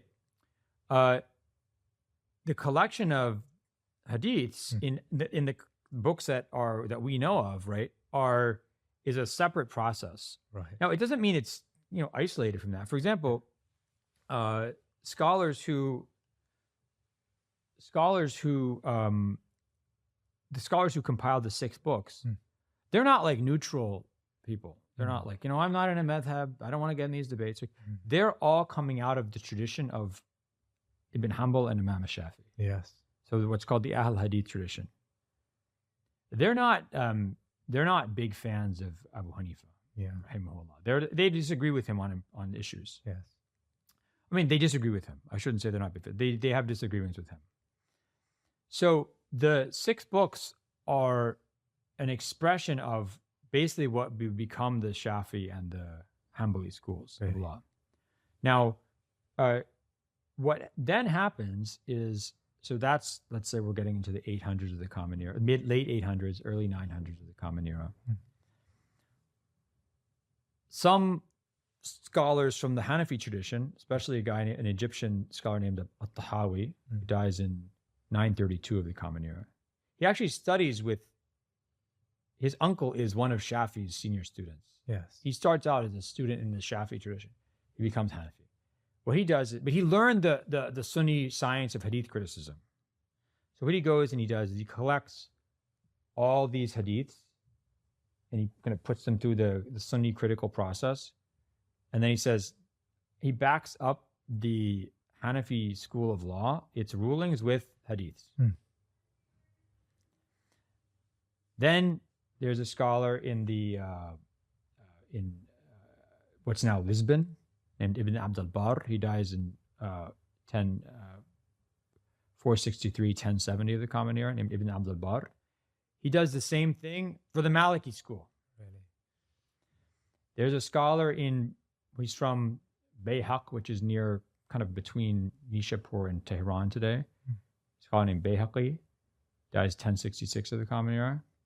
And he does the same thing for the Shafi'i school, right? So what they do is these different schools of law will go and say, okay, we're now going to back up and kind of prove all our legal rulings with these hadiths and using our shared method of hadith criticism. Fantastic. But let me ask. Sorry, you answered another question, but I forgot to answer. Right. Yeah. This debate about kind of division of labor, yes, is a really important one, right? a jurist, a faqih, is different from a hadith scholar. Hadith scholar studies hadith, maybe tries to authenticate them, collect different versions, figure out which ones are stronger, maybe even explain the hadith. The job of a jurist is different. The job of a jurist is to provide answers to legal questions. Yes. Can I eat this? How do I treat my mother? Can I buy Bitcoin or whatever, right? There could be hadith scholars who are also jurists, like Imam al-Bukhari. Bukhari was a hadith scholar and a jurist. There could be hadith scholars who are not jurists, like, for example, Ibn Abi Hatim al-Razi, who died in about 938 of the Common Era. He's from Ray, what's today Tehran. He's just a hadith scholar. He doesn't write legal opinions and stuff. And you have scholars who are jurists and not hadith scholars. So, for example, Al-Ghazali. Al-Ghazali knows more about hadith than you and me times 10. Okay, so this is not to say he's ignorant. He knows huge amount about hadith. Yes. But that's not his specialization. Right. His specialization is theology, law, Sufism, right? Those are his books he writes. So for him, by the time he's living in the 1000s of the Common Era, he's got these 6 books. He's got other books of hadith. If he wants to go look stuff up and use it, he'll say this book, and he'll give his evidence. Say, this hadith that I'm using is in this book to sort of show its strength, or its scholars have said it's sahih or said it's hasan. Yes. So he's a jurist. But you have different. That's a different job. Just if you, for example, if sometimes a lot of misunderstanding happens when people think that you just, you want to know an answer to a legal question. And what do? You just go look at hadiths. This is ignorance. Right. Because no Muslim scholar that I know of who's worth their salt would ever have recommended this. Right. Because, as I said before, let's say I go and see this hadith about the Prophet used to do wudu after he ate cooked meat.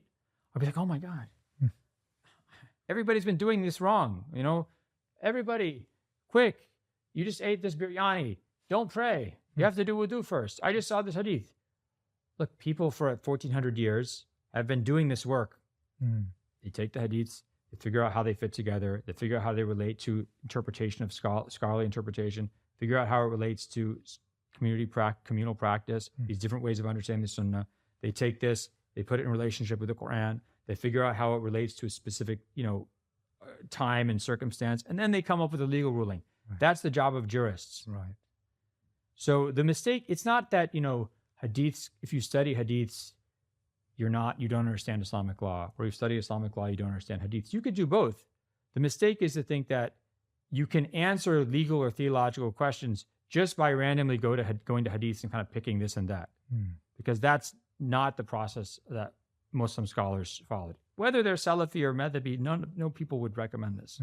Now, I know that time is against us and you have to move on to your next appointment, but I would like to ask you a few questions about the modern context. So recently online, there was a debate or a discussion about Abu Huraira, radiallahu anhu, and his hadith. And the argument put forward, in this case by some women activists, was that his hadith tend to confirm a very misogynistic view of the world. And then they question whether he really had the ability to relay the hadith of the Prophet ﷺ. He had only been a Muslim for 3 or 4 years, I think it was, prior to the passing of the messenger. How would you respond to, and there are lots of debates like this all the time by all sorts of, by liberal-minded people, by postmodernists, by socialist-minded, where they question parts of the hadith based on, and sometimes they go back to the original sources and argue that the narrators, the source narrators, were fundamentally flawed. So this is as they say, we've seen this movie before, right? So tenet. Muslim scholars have been debating this since the 700s. I'm not joking. Right. In the court of the Abbasid Caliph in the late 700s, there was a debate between some of the kind of more rationalist scholars who were with the Caliph and this early Sunni named Omar bin Habib. He died 820 of the Common Era. Yeah. And guess what they're saying? The rationalists were saying, Abu Hanifa is not a jurist. He's not reliable. You can't take material from him. And what Omar bin Habib says is, listen, you got to be really careful.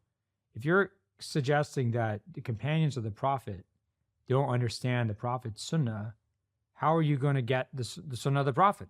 They're essential either through their transmission of a hadith or their understanding of his tradition of problem solving. Yeah.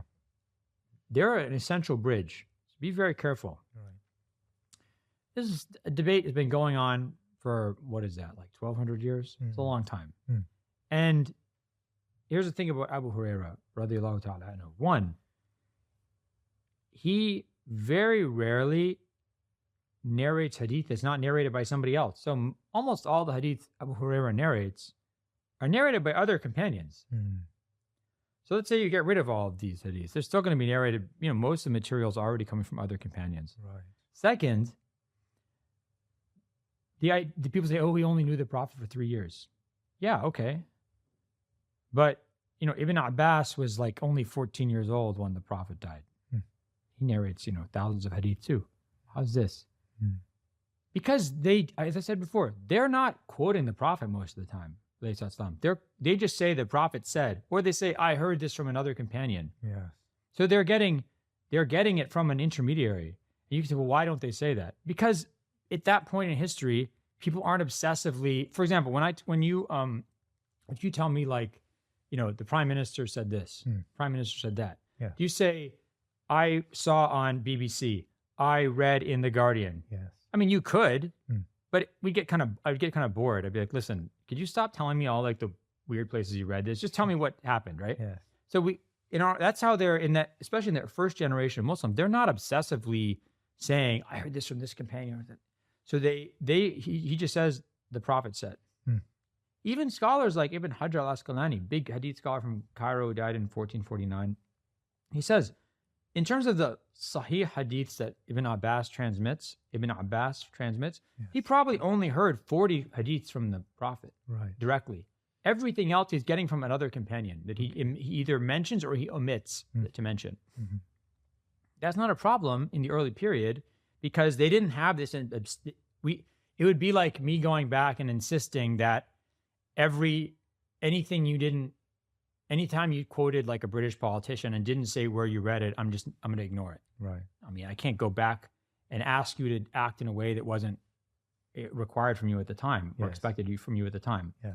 So that's the thing about, and it's kind of weird that people keep bringing this up about Abu Hurairah because it's very easy to explain. Yes. But the third thing is, about him being a misogynist. It just doesn't make any sense to me. I mean, if you go in Sahih Muslim, you open up a chapter about this on the description of Jannah and its blessings. There's a report where the Prophet has died. There's just some people debating in Medina. They're having a little debate. Are there more women in paradise than men? And they go to Abu Hurairah and he's like, he thinks about it. He said, okay, I think there are more women. He says, why? Because the Prophet said every man is going to have like more than one wife in paradise. So if there's more than one wife, then that means there's more women than men. That's his own calculation. He's thinking about, okay, I think this. Yes. That's not a hadith of the Prophet, but that's Abu Hurairah doing legal reasoning. Yes. So you can criticize him for being right or wrong or whatever, but he's not saying definitely men because women suck or something, right? So I don't understand. Is Abu Hurairah the misogynist? Yes. So I think this is people, as I said before, the difference. Let me rephrase that, right? Every Muslim scholar in history has acknowledged that hadith forgery is a serious problem. Okay? That's why there's a science of hadith criticism in the Islamic tradition. Right. every Muslim scholar that I know of in Islamic history has, either they have openly acknowledged it or they belong to a tradition that acknowledges that a hadith can't contradict the Quran. It can't contradict the established sunnah of the Prophet. It can't contradict the first principles of reason, because those things can't be things the Prophet said, right? Oh, by the way, another thing they say is a hadith can't be racist. So if you have a hadith that's like insulting a whole group of people or a whole race, it can't be something the Prophet said, because people talk about this a lot today. Now, this is agreed upon. Where is the disagreement? How you apply this test. How willing are you to be charitable and offer, trying to reconcile between like the Quran and a potential hadith? Yes. How humble are you? Right? One of the things you see in kind of Islamic modernists or kind of progressive Muslims is, let's just say, a significantly reduced level of humility, a certainty about their moral or scientific view of the world, and not being willing to say, like, you know what, maybe God and the Prophet know better than us on something. That's, I think, what's really at issue. So in some ways, these debates, although they might be about Abu Hurairah or about whether we believe hadith or not, that's not really what the debate is. The debate is, how willing are we to subordinate what people around us are saying are the certainties, the moral certainties, the political certainties, whatever, scientific certainties of our world. How willing are we saying these are more powerful than the message of God and his prophet? That's what we're saying. That's the debate, right? Yes. Or are we saying that if we're going to be Muslim, it can only be an Islam that is really defined by, let's say, progressive sensibilities? Or should progressive sensibilities have to stand the test of the core message of the Sunnah, of the Quran and the Sunnah of the Prophet? Like, these are the really debates that are happening. Lastly, Dr. Brown, what's the rule regarding the person who, at the very beginning, you said there are some Muslims or some people who argue that we should just abide by Quranic injunctions and not the Hadith. Now, notwithstanding all that you've said, that the Hadith explains the Quran and you cannot de-link the two and it's impossible to just follow the Quran. But notwithstanding that, if someone insisted that the Hadith corpus I reject as a complete source of Sharia, what is the hukum Shari'i regarding that person, his state of Islam? Yeah, so first of all, I'm not like a mufti, and I'm not qualified to give legal rulings or something. Yes. But I can tell you how other people have answered this question, right? So, first of all, just as a kind of sort of baseline, right? The general answer of Muslim scholars like Al-Hafiz al-Iraqi, who died 806 Hijri, Mullah Ali Qari, I mentioned him already, died 1606 of the Common Era. Yes. So, is to say, and this is generally shared, right? If you reject something that's mutawatir, that means massively transmitted from the Prophet, or like the Quran, that's mutawatir, right? If you reject something like this, like the Prophet existed, the Prophet's name was Muhammad, right? That he lived in Mecca and he moved to Medina, and he told us that we're not supposed to drink wine and we're not supposed to eat pork, right? If you reject this kind of thing, you would not be Muslim, right? Now, if it's just an isolated report, so let's say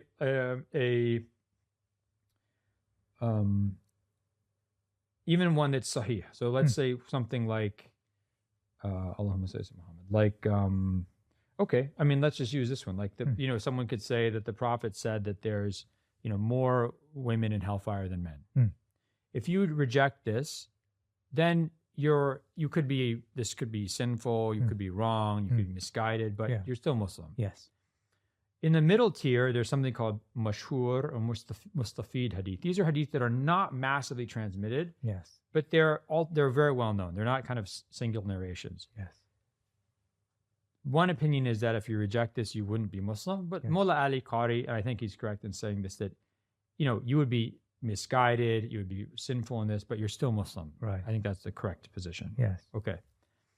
And to this, I would add something that the Mufti of Egypt, Muhammad Bakhit al-Muti'i, he died in 1935. He was an Egyptian, the chief Mufti of Egypt in the 1930s, 20s and 30s.